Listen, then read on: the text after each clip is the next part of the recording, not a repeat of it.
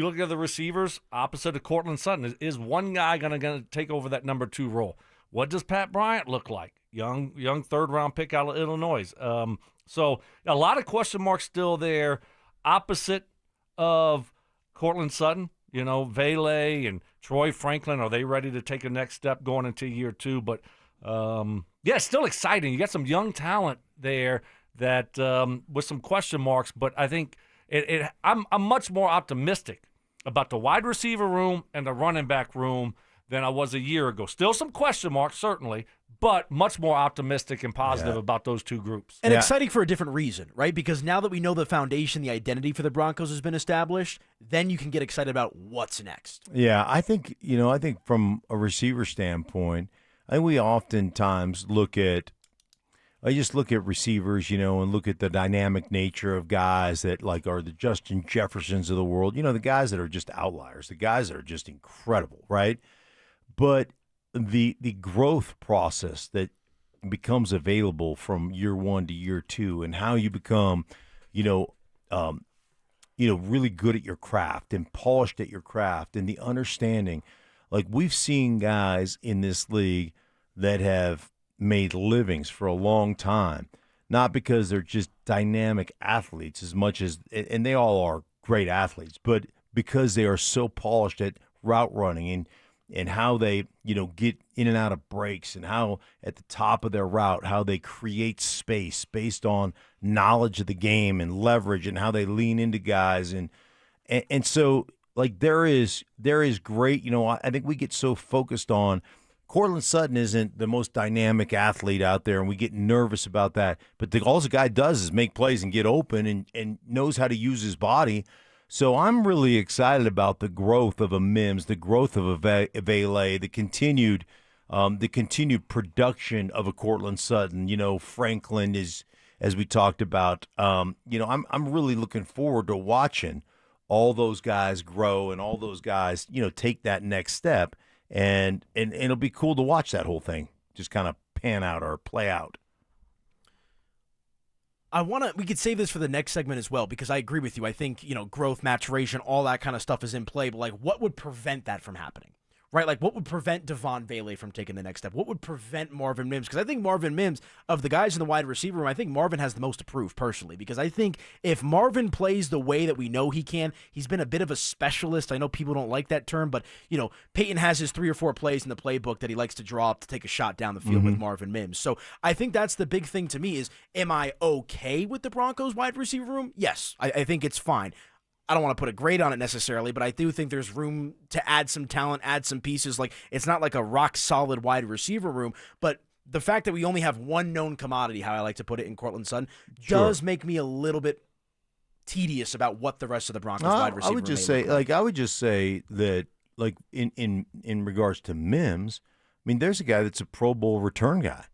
Right, that spends a lot of time in those special teams, meetings, and all that, and all the things that he's required to do there.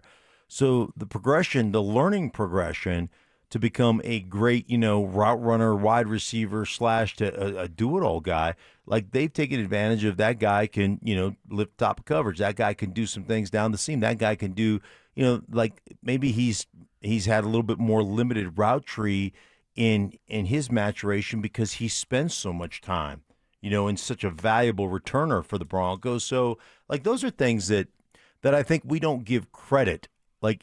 It's hard, man. Playing the NFL is hard, and learning how to do everything is difficult. And just because you don't, just because your process or your maturation process is a little slower or a little different than somebody else's, doesn't mean, to Stokes' point earlier, it doesn't mean you're a bust or doesn't mean you're not any good. It's just how you learn and what you're asked to do. And when I break down receivers, and Stokes I'd like to get Stokes' kind of opinion on this, but when I break down receivers in the league, there are certain guys, every team has certain guys that just do certain things. Hey man, this guy lines up outside the numbers and he's an inside, route runner. He everything is toward the middle of the field. This guy stays outside the numbers. This guy, every guy has a little bit different route tree. There's very few guys that run everything from every position, because I think mentally that'll make you play slow. He's not asked play in and play out to be a wide receiver right now, right? I mean, he's doing some inside stuff. He's being, they'll put him in on second down, they'll put him in on third down, then he won't play for 5, 6, 7, 8, 9, 10 plays, and so I think that's a good thing for him, the way that they use him to his strengths. I think a lot of people are kind of wondering, though, could he step up and be that number 2 guy? I have questions on that, but we'll see what it looks like this year. I just think that you look around and you look at Franklin, Vele, and then Pat Bryant, those 3 guys, you're probably going to have one of those guys step up to be the true number 2, with Mims being the guy that he's been. Be a really good returner, be a guy that you can put in the slot, be a guy that you can put outside some plays, you can put him in the backfield, that utility guy that you can kind of move all over the football field. I still think that's mainly the role that he's going to play this year. Yeah. I mean, you think about where he's at. Like, you got to go to all those meetings in the morning, right, all those special teams meetings. And then you're going to have 3 or 4, kickoff returns, depending on how many scores you give up, how many field goals you give up. And then probably another 7, 8, maybe more punt returns, right? Like, I mean, you'll have some fair catches and all those things. But there's a lot. Like, that guy's got a lot on his plate. And sometimes, for sure. And sometimes you're sitting there going, I think as a coaching staff, because we've all seen it, when all of a sudden you decide to make a guy a full-time receiver, well, what ends up happening to your return game? Your return game suffers. Yep. And they're like, hey, man, we got a Pro Bowl return game guy. You're almost a prisoner of your own success. We don't want to get worse at that by saying, hey, you're going to be the full-time second receiver guy. So I think we can sit there and point fingers at Mims and go, well, he hasn't developed like we'd like him to develop and stuff. And part of that is, part of that might just be the plan over there at Dove Valley. What would you rather have? What would you rather have, the Pro Bowl returner or the number 2 wide receiver? What's more of a priority for you, especially when he gets older? Is he going to be able to take over that role as the number 2 guy? And then all of a sudden you transition him from the return game. Right. Can he do that, or is this just going to be who he is? Yeah, so I mean, it's a great question, and I don't know what the answer is, but I do know this. We don't necessarily, when we're covering the game, we don't put a lot of merit into special teams, or we don't talk a lot about it because, it's one of those it's like playing offensive line. The only time you really recognize it is when we're getting our ass kicked. And so, like, nobody really pays attention to it. But it's such an unbelievable, vital part of football. And it's so valuable. And so, as a coaching staff, I'll look at that and say, I mean, look at the game we lost in Kansas City.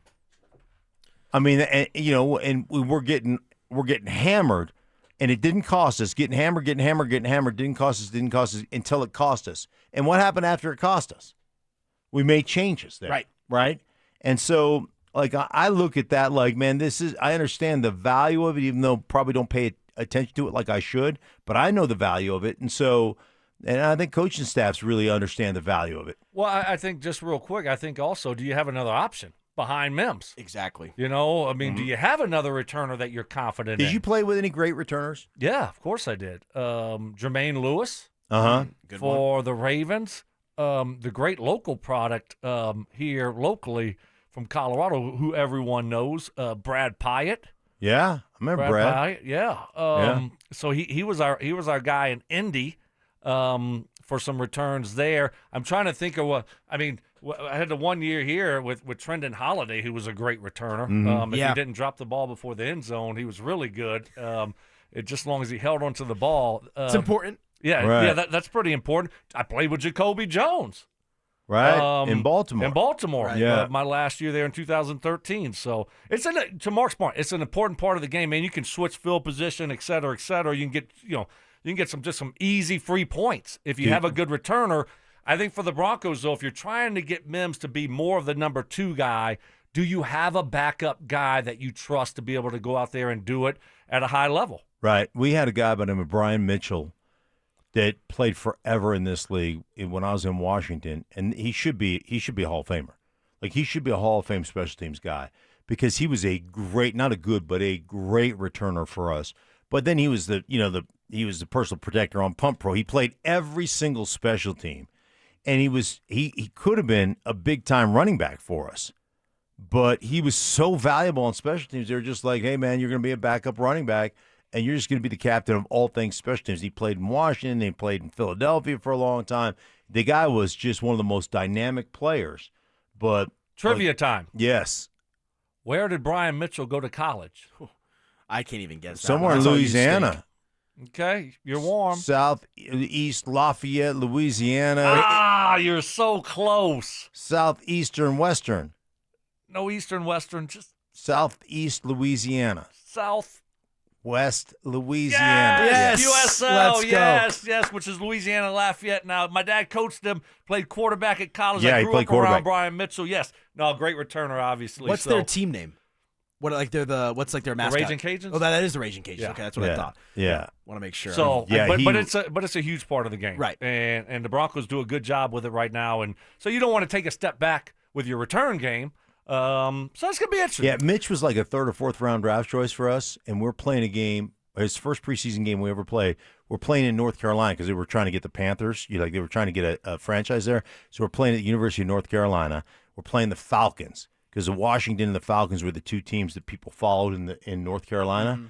And he gets in the game late. First kickoff return ever in preseason.